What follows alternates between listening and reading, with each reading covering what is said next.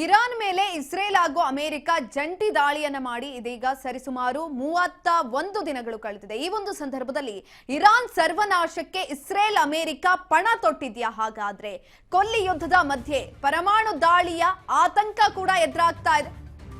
Iran ಸರ್ವನಾಶಕ್ಕೆ Israel America ಪಣ, ಕೊಲ್ಲಿ ಯುದ್ಧದ ಮಧ್ಯೆ ಪರಮಾಣು ದಾಳಿಯ ಆತಂಕ ಎದುರಾಗ್ತಾ ಇದೆ। ಪರಮಾಣು ದಾಳಿಗೆ ಸಿದ್ಧವಾಗಿದ್ಯಾ ಇಸ್ರೇಲ್ ಅಮೆರಿಕ? ಇರಾನ್ ಮೇಲೆ ನಡೆಯಲಿದ್ಯಾ ಪರಮಾಣು ದಾಳಿ ಅನ್ನುವಂತಹ ಪ್ರಶ್ನೆ ಇದೀಗ ಕೇಳಿ ಬರ್ತಾ ಇರುವಂತದ್ದು। ಇರಾನ್ ಮೇಲೆ ಪರಮಾಣು ಶಸ್ತ್ರಾಸ್ತ್ರ ದಾಳಿಯ ಆರೋಪ ಕೇಳಿ ಬರ್ತಾ ಇದೆ, ಕುತೂಹಲವನ್ನ ಹುಟ್ಟಿಸಿದೆ। ವಿಶ್ವಸಂಸ್ಥೆ ಮಾಜಿ ಉದ್ಯೋಗಿ ಟ್ವೀಟ್, ವಿಶ್ವಸಂಸ್ಥೆಯ ಮಾಜಿ ಉದ್ಯೋಗಿ ಮೊಹಮ್ಮದ್ ಸಫಾ ಆರೋಪವನ್ನ ಮಾಡ್ತಾ ಇದ್ದಾರೆ। ಇದೀಗ ಕುತೂಹಲವನ್ನ ಹುಟ್ಟಿಸ್ತಾ ಇದೆ ಅವ್ರು ಮಾಡಿರುವಂತಹ ಟ್ವೀಟ್। ಕೊಲ್ಲಿ ಯುದ್ಧದ ಮಧ್ಯೆ ಪರಮಾಣು ದಾಳಿಯ ಆತಂಕ ಕೂಡ ಎದುರಾಗ್ತಾ ಇದೆ। ಪರಮಾಣು ದಾಳಿಗೆ ಇಸ್ರೇಲ್ ಹಾಗೂ ಅಮೆರಿಕ ಸಿದ್ಧವಾಗಿದ್ಯಾ? ಈಗ ಆಲ್ರೆಡಿ ಟ್ವೀಟ್ ಅನ್ನ ಮಾಡಿದ್ದಾರೆ। ಯಾಕಂತ ಅಂದ್ರೆ ಈಗ ಆಲ್ರೆಡಿ 31 ದಿನಗಳು ಕಳೆದಿದೆ, ಈಗಲೂ ಕೂಡ ಇರಾನ್ ತನ್ನ ಶಕ್ತಿಯನ್ನ ತೋರ್ಪಡಿಸ್ತಾ ಇದೆ। ಈ ಒಂದು ಸಂದರ್ಭದಲ್ಲಿ ಅಮೆರಿಕ ಹಾಗೂ ಇಸ್ರೇಲ್ ಕೂಡ ಸುಮ್ಮನೆ ಇರ್ತಾ ಇಲ್ಲ। ಅಮೆರಿಕ ಅಧ್ಯಕ್ಷ ಡೊನಾಲ್ಡ್ ಟ್ರಂಪ್ ಅವರು ಅಂದ್ಕೊಂಡಿದ್ರು ಒಂದು ವಾರದಲ್ಲಿ ಎಲ್ಲವೂ ಕೂಡ ಮುಗ್ದೋಗುತ್ತೆ, ಇರಾನ್ ಶರಣಾಗತಿ ಆಗತ್ತೆ, ಎಲ್ಲವೂ ಕೂಡ ಸರಿ ಹೋಗುತ್ತೆ ಅಂತ। ಆದ್ರೆ ಇರಾನ್ ಯಾವುದಕ್ಕೂ ಕೂಡ ಜಗ್ತನೂ ಇಲ್ಲ, ಭಕ್ತನೂ ಇಲ್ಲ।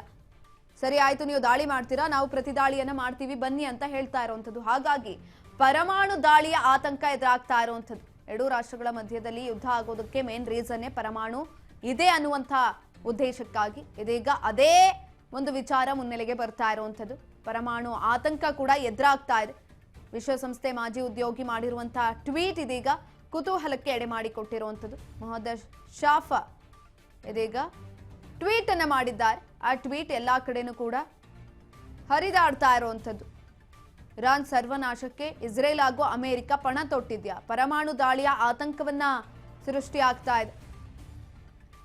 ಪರಮಾಣು ದಾಳಿಗೆ ಹಾಗಾದ್ರೆ ಸಿದ್ಧ ಆಗ್ತಾ ಇದೆಯಾ ಅನ್ನುವಂಥ ಪ್ರಶ್ನೆ ಮೂಡ್ತಾ ಇರುವಂಥದ್ದು। ಇರಾನ್ ಮೇಲೆ ಪರಮಾಣು ದಾಳಿಯನ್ನ ಮಾಡೋದಕ್ಕೆ ಅಮೆರಿಕ ಹಾಗೂ ಇಸ್ರೇಲ್ ಚರ್ಚೆಯನ್ನ ಮಾಡಿರುವಂತಹ ಸಾಧ್ಯತೆಗಳು ಕೂಡ ಇದೆ।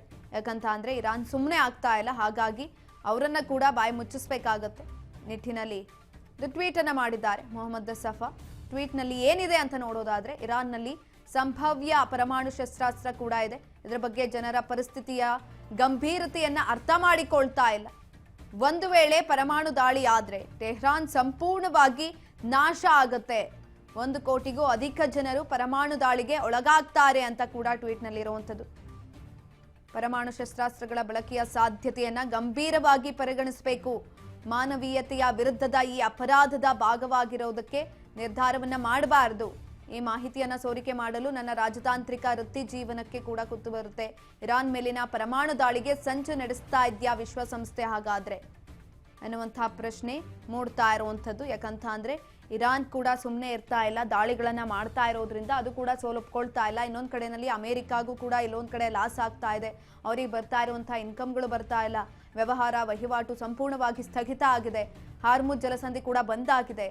ಎಲ್ಲವನ್ನ ನಾವು ನೋಡ್ತಾ ಹೋದ್ರೆ ಎಲ್ಲೋ ಒಂದ್ ಕಡೆ ಪರಮಾಣು ದಾಳಿಗೆ ಮುಂದಾಗ್ತಾ ಇದೆಯಾ ಅನ್ನುವಂಥ ಪ್ರಶ್ನೆ ಕೂಡ ಮೂಡ್ತಾ ಇರುವಂಥದ್ದು।